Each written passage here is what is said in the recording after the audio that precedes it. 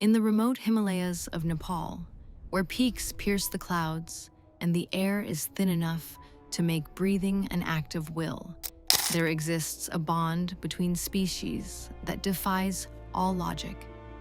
This is not a story of taming wild nature, but of two souls recognizing each other across the vast divide that separates human from animal. This is the story of Tenzin and the snow leopard he called Dolma, and how they saved each other's lives. If you are enjoying this video and want to see more in the future, please like, subscribe, and share with friends and family members who'd also enjoy. This way, I can continue to bring you additional videos for free. Thank you, and enjoy. Tenzin Sherpa was 12 years old when he first saw her.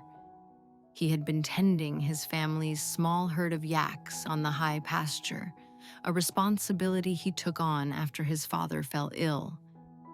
Late afternoon shadows stretched across the rocks when he noticed a flicker of movement, gray and white, perfectly camouflaged, a snow leopard, the phantom of the mountains, the silent hunter every herder feared, but she didn't attack. She sat on a ridge about 30 meters away, watching him with pale jade eyes. She was young, thin, ribs visible beneath her fur. They stared at each other in silence, and then she vanished. Tenzin told no one. In his village, snow leopards were sacred, but dangerous. If people knew she was nearby, they would hunt her, and something in her eyes had touched his heart. He began leaving offerings. Small pieces of dried yak meat, a bowl of water. Each day they disappeared. Slowly, she began to show herself more often, never close, never threatening, just present. He named her Dolma, after the goddess of compassion. Then one day she limped. Her right front paw barely touched the ground. For days she worsened, until she stopped moving altogether, hiding in a small cave. Tenzin knew she would die if no one helped, so he stole his mother's medical supplies, packed food and water, and climbed toward her cave. She growled when she saw him, deep, ancient, terrifying.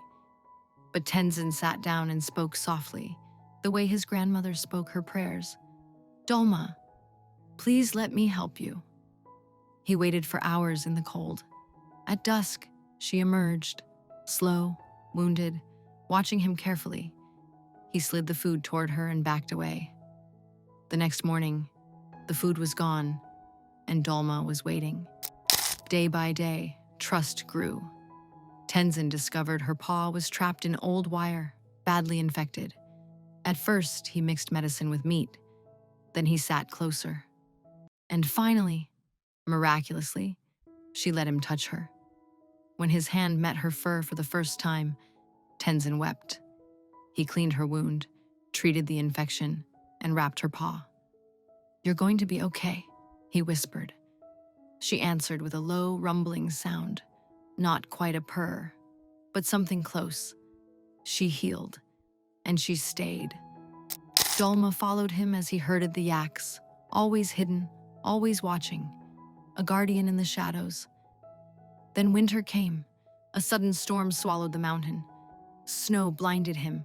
The trail vanished. His hands went numb. Panic crept in. People died like this, lost within steps of home. Then something nudged his leg. Warm, solid. "Dolma." She pressed against him, then began to walk. Tenzin grabbed her thick fur, trusting completely. She guided him through the storm, the yaks following behind. Minutes later, village lights appeared through the white. She had saved him. Tenzin turned to thank her, but she was already retreating. She paused once, looking back with those jade eyes.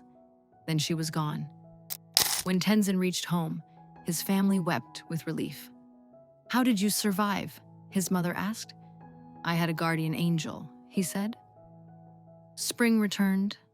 Dolma appeared less often. She had found a mate, But sometimes, on the high pasture, she sat on her ridge, watching him as before. Years later, Tenzin became a wildlife conservationist, protecting snow leopards across the Himalayas. Some believed his story, some did not, but Tenzin knew the truth. He carried it like a prayer, that kindness can cross any boundary, that compassion can save lives, and that a boy and a snow leopard once saw each other not as enemies, but as souls. And on quiet nights, when the wind carries the scent of snow, Tenzin still whispers toward the mountains, "Thank you, Dolma, my guardian, my friend." Somewhere in the vast white silence, a snow leopard pauses, lifts her head and listens. And perhaps, in her own way, she whispers back, "Thank you too,